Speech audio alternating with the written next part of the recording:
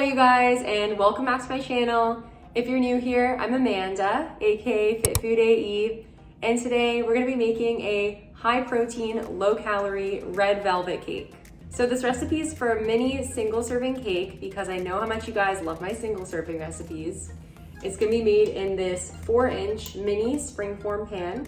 So you can get this on Amazon. I have it linked in my store below. So if you're excited to see me make this recipe, please give this video a like, subscribe, and share it with your friends as it really helps the channel. And without further ado, let's get started with the recipe. Okay, so first thing you're gonna do is preheat the oven to 350 Fahrenheit. First, we're gonna make the cake. So you're gonna grab a bowl and add your chocolate protein powder. Of course, I use PE Science. Today I actually used their chocolate milkshake flavor. It's brand new, it's so good. I feel like it's a lot sweeter and like more chocolatey than the frosted chocolate cupcake. Would highly recommend giving this a try. Use my code FIT15 if you're gonna do that. But otherwise, this recipe should also work with a whey protein. This is a whey casein blend. Next, add in some all-purpose flour. And then you're gonna add coconut flour. You can get it from any grocery store. This is the one that I use. I got a lot of questions about coconut flour and whether or not you can substitute it. So all-purpose flour has a 4-to-1 ratio with coconut flour. So that means if a recipe calls for 10 grams of coconut flour, you can replace it with 40 grams of all-purpose flour. Now it's gonna change the density of the recipe, like the cake would probably be thicker and also it's gonna be higher in calories. Coconut flour is kind of used as like a lower calorie substitute for recipes.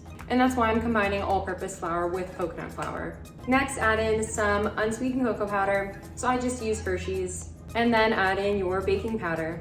Next, add in some 0-calorie sweetener. So I use Lakanto monk fruit sweetener. Of course, you could use any other alternative brand, but if you want to use Lakanto, use my discount code FIT15 on your next purchase. Next, you're gonna mix all the dry ingredients together before adding in the wet. Now add in some non-fat Greek yogurt, and then add in some egg whites. Next, you're gonna add in some pure pumpkin. So I was actually gonna add unsweetened applesauce and I realized I didn't have any, so I used pure pumpkin instead. Feel free to use either one. So this is a bit of a weird ingredient. You're gonna add 1 teaspoon of white vinegar or apple cider vinegar. I hate the smell of vinegar. I was like holding my breath when I was putting this in. But yeah, I use white vinegar. You could also use lemon juice if you don't have vinegar lying around. I think the ingredient just needs to add some like acidity. I don't know if that's even the right word. And then you're gonna add in some red food coloring. So I just started off with around a tablespoon. I mixed it in and then you could add more depending on how red you want your red velvet cake to be. So then you're gonna mix that all up until it looks like this. Then set that aside and grab your mini springform pan that I showed at the beginning. Spray it with cooking spray. And then you're gonna pour in the batter. Use the back of a wet spoon to spread it out and make sure it's even. And then you're gonna pop that in the oven for around 25 minutes. I would recommend putting it in for 20 and then just checking because all ovens are different. So I just took it out of the oven. I put it in for 24 minutes, but again, I'd recommend putting it in for 20 and then checking. And then stick a fork in it to make sure it comes out clean. Now, one of the most important steps is to let the cake cool completely before frosting it, because otherwise, if you frost it while it's still hot, the frosting is just gonna melt off.